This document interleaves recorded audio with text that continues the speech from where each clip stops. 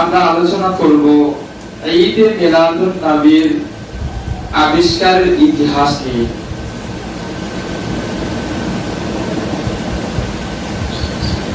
রাসূলুল্লাহ সাল্লাল্লাহু আলাইহি ওয়াসাল্লাম নবুয়ত প্রাপ্তির পর পৃথিবীতে বেঁচে ছিলেন 23 বছর।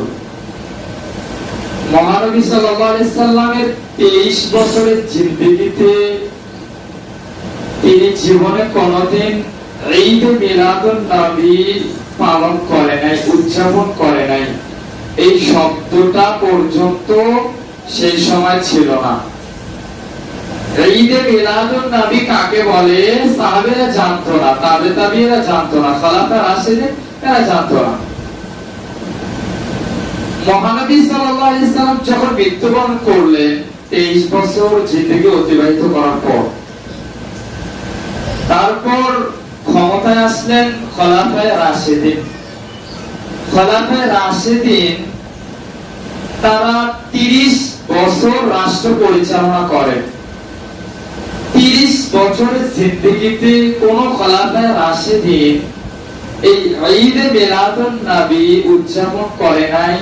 এই শব্দটাও সেই সময় ছিল না। খোলাফায়ে রাশিদিনের পর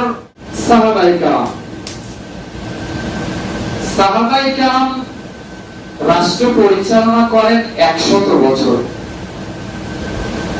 সাহাবায়ে কেরামের এই 100 বছরের জিন্দেগিতে তারা জীবনে কোনদিন ঈদে মিলাদুন নবী উদযাপন করে নাই।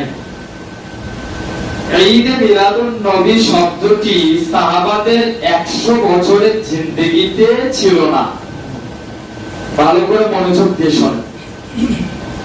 সাহাবায়ে কেরাম যখন চলে গেলেন, তারপর ক্ষমতায় আসলেন তাবেঈগণ। 220 বছর রাষ্ট্র পরিচালনা করেন সাহাবীদের পর।